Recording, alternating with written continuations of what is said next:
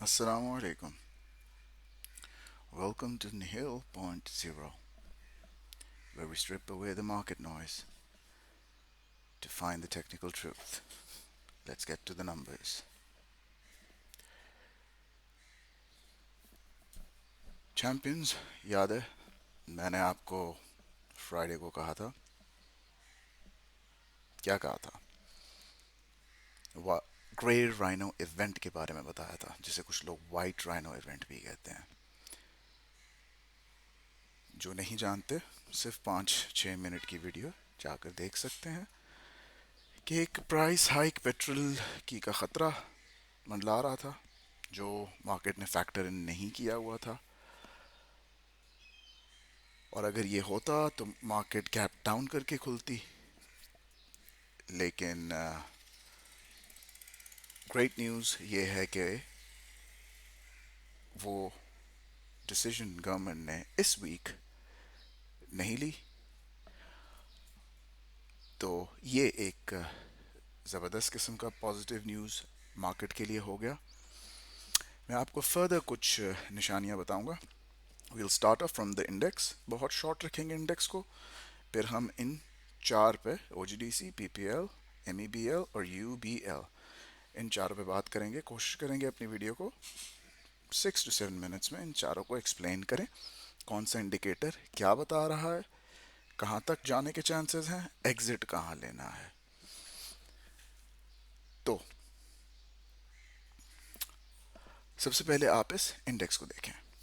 ये 100 इंडेक्स का चार्ट है, 4 आवर टाइम फ्रेम के ऊपर रखा हुआ है। ठीक है, क्योंकि ट्रेंड कंफर्मेशन तो हम नहीं कर रहे, हमें पता है ट्रेंड क्या चल रहा है। फिलहाल मार्केट अपना फ्लोर तलाश कर रही है। लेकिन जब भी मार्केट अपना फ्लोर तलाश कर रही होती है और अगर आपके इंडिकेटर्स वगैरह बहुत ओवरसोल्ड टेरिटरीज में इस तरह चले जाते हैं, तो उनको रीसेट होना होता है। तो उसके लिए, जैसे कुछ लोग डेड कैट बाउंस कहते हैं, मैथमेटिकली उसे मीन रिवर्जन कहते हैं, कि वापस प्राइस ऊपर की तरफ जाती है और जंप मार के वापस नीचे आती है, फिर वो नीचे अपना फ्लोर तलाश करती है। तो मोस्ट प्रोबेबली इंडेक्स इससे कहीं नीचे, जिस रेंज में अभी चल रहा है, इससे कहीं नीचे ही इसको फ्लोर अपना मिलेगा, जो हाई प्रोबेबिलिटी है। लेकिन फिलहाल एक और मैथमेटिकल हाई प्रोबेबिलिटी मंडे के लिए ये है कि इंडेक्स ऊपर की तरफ खुल सकता है, ऊपर जा सकता है। अब हमने किन चीज़ों को से ये हमें अंदाज़ा हो रहा है, सबसे पहले ही छोटे टाइम फ्रेम पे 4 आवर पे मनी फ्लो चार्ट को देखें। पहली चीज़, आपकी ये जो स्मूथ लाइन है, ये क्रॉस कर चुकी है प्राइस एक्शन को, पहला इंडिकेटर। दूसरा, ये जो फास्ट एक्टिंग लाइन है, ये जो लाइट कलर की येलो लाइन है, अगर आप यहाँ पर नोट करें तो आपको रीडिंग्स नज़र आएंगी। नेगेटिव 36.31 है लाइट येलो लाइन, और नेगेटिव 87.12 है डार्क येलो लाइन। एक तो ये नेगेटिव टेरिटरी में है, इसलिए भी मीन रिवर्जन करने की इनको ज़रूरत है। दूसरा, जो फास्ट लाइन है वो चली गई है स्लो लाइन से ऊपर। तीसरी चीज़, ये रेट ऑफ चेंज को देखें, नेगेटिव 2.11 पे है, इसका भी मोमेंटम अपवर्ड की तरफ है। इससे छोटे अगर टाइम फ्रेम में हम इसे 1 आवर पे आकर देखें, स्ट्रक्चर काफ़ी डिस्टॉर्टेड यहाँ नज़र आ रहा है। ठीक है, लेकिन मोमेंटम यहाँ पर भी आपको अपवर्ड ही जाता हुआ नज़र आ रहा है। और डेली चार्ट पे अगर इसे देखें, थोड़ा सा इसे करीब करता हूँ, ये देखें, मोमेंटम अपसाइड की तरफ बड़ा जोर देता हुआ नज़र आ रहा है। Yellow fast moving line slow moving line से ऊपर है, और ये बड़े प्यारे अंदाज से कप करता हुआ और ऊपर की तरफ डायरेक्शन जाता हुआ बता रहा है। यानी एक mean reversion, short term relief rally भी कहते हैं, मीन रिवर्जन भी कहते हैं, डेड कैट बाउंस भी कहते हैं। लेकिन ये बहुत शॉर्ट टर्म होती है, इसमें आपने ऊपर जाके ख़रीदना नहीं होता, वरना इसे बुल ट्रैप भी कहते हैं। तो जो ऊपर ख़रीद लेता है वो ट्रैप हो जाता है, तो फिर उनके लिए बुल ट्रैप भी इसे कहते हैं। जिन्होंने नीचे ख़रीदी थी, जिससे मैंने पिछले वीडियो में बताया था, उन्हें अब ऊपर बेचने का मौका मिलेगा।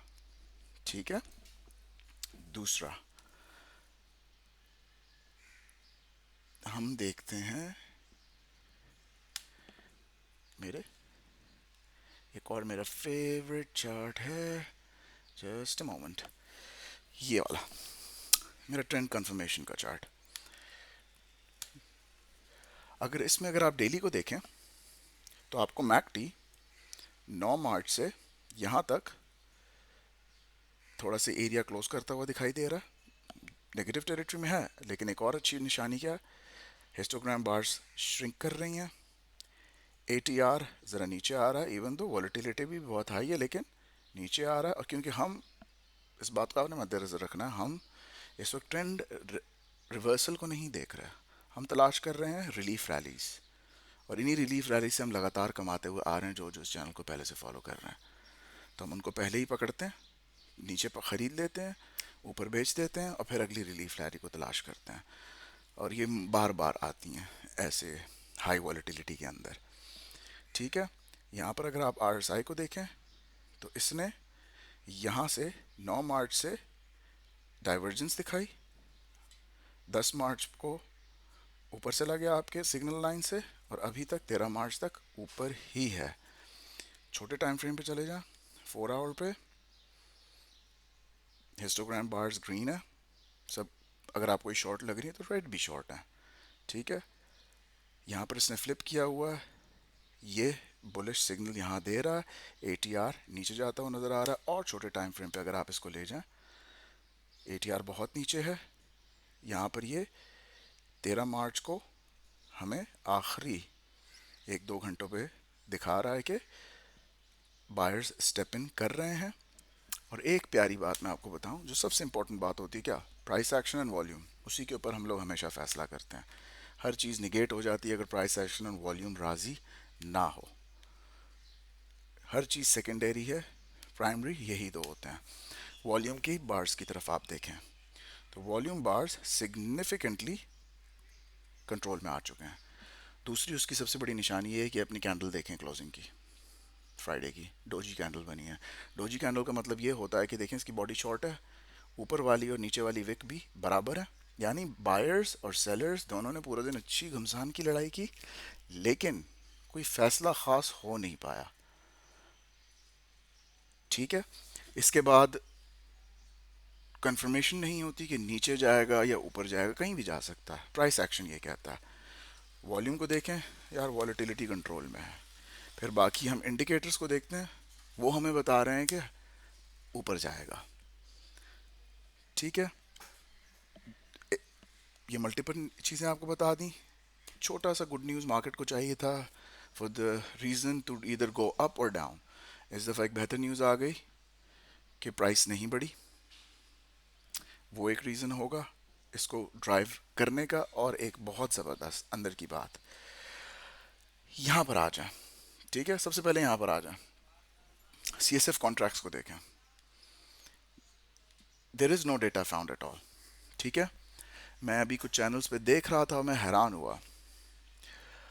तो वो खैर बड़ा कहानियाँ सुना रहे थे फ्यूचर कॉन्ट्रैक्ट्स के ऊपर, तो मैंने आकर इस पर रिसर्च की, तो मैंने कहा चले इसे भी वीडियो में डाल देते हैं। एक मिनट में अपने नोट्स में देख रहा हूँ, मैंने सारा यहाँ लिखा था।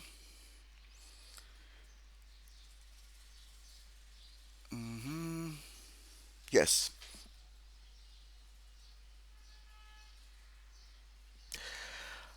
अब अगर आप ऑफिशियल शॉर्ट सेल्स को तलाश करें तो ये P6 का पोर्टल है, लोग यहाँ ट्रेडिंग व्यू वगैरह पे देख रहे होते हैं, बहुत अच्छी वेबसाइट है, मैं इसी के ऊपर ख़रीदता बेचता हूँ। लेकिन जो यहाँ मिल रहा है वो गोल्डन है हमारे लिए, यहीं से उठाकर सारे डेटा लेते हैं। तो ऑफिशियल BSX डेटा के मुताबिक फ्राइडे को या उससे पहले कोई significant declared short sale transaction नहीं हुई है। जो सेलिंग हुई वो लिक्विडेशन की थी, यानी जिन लोगों ने पहले ख़रीदा था उन्होंने डर कर बेचा। ठीक है, तो वो सेलिंग कहाँ पर हुई, जब यहाँ पर नहीं थी, और लोग इसको समझ रहे हैं। ठीक है, यहाँ आ जाए, फ्यूचर कॉन्ट्रैक्ट्स में है वो सारा काम। अब ये सारा mostly DFCs deliverable future contracts में काम हुआ, यानी बड़े प्लेयर्स अपनी कैश मार्केट लॉन्ग पोजीशंस को हेज करने के लिए फ्यूचर्स में शॉर्ट करते हैं। अगर कैश मार्केट ऊपर जाएगी तो उनको फ्यूचर्स में नुकसान होगा, और इस नुकसान को कवर करने के लिए उन्हें फ्यूचर्स शॉर्ट पोजीशंस को बाय करना पड़ता है। ये फोर्स्ड बाइंग एक और मैसिव स्क्वीज की रीज़न बनती है।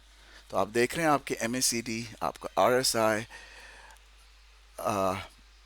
डोजी कैंडल, फिर उसके बाद ये एक मॉडरेट सा गुड न्यूज़ मार्केट में, फिर ये DFCs की रीज़न, ये सारे लाइन अप होकर हमें क्या बता रहे हैं कि एक रीज़न बन गई है मार्केट के पास, क्योंकि मीन रिवर्जन तो करना ही था मैथमेटिकली, उसके बगैर फर्दर प्राइस एक्सप्लोरेशन नहीं कर सकती थी मार्केट। उसके लिए मार्केट को रीज़न चाहिए था, मार्केट को रीज़न मिल गया है। एक शॉर्ट स्क्वीज करके जो इसमें बेचेगा उसके लिए रिलीफ रैली होगी, जो इसके फोमो में आकर इसमें खरीदेगा तो उसके लिए बुल ट्रैप होगा। ठीक है, अब वीडियो सॉरी 11 मिनट्स तक हो गई है। ये सही तरीके से एक्सप्लेन करना ज़रूरी था कि आगे ये चार मेजर हमारे Giants OGDC, PPL, UBL, MEBL को जब मैं एक्सप्लेन करूँ तो मुझे यही चीज़ें फिर से ना एक्सप्लेन करनी पड़े।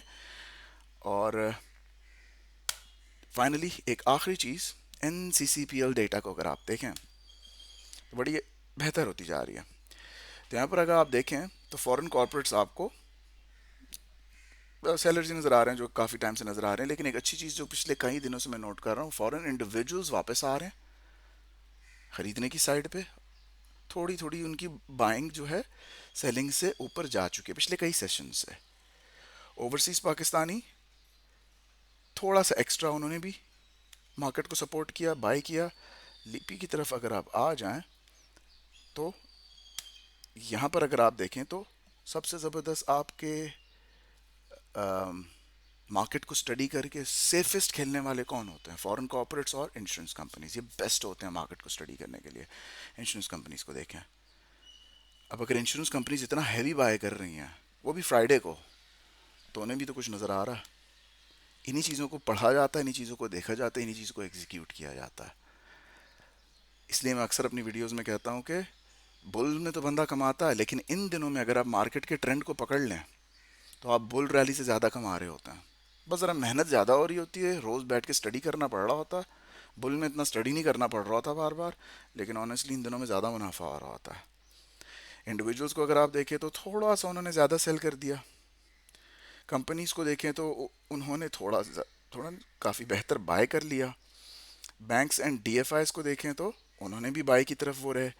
म्यूचुअल फंड्स को अगर आप देखें तो थोड़ा सा ऊपर उन्होंने सेल कर दिया, तो नॉट सो बैड। और फ्राइडे को वॉलेटिलिटी इतनी नहीं थी, it was a good time to bye.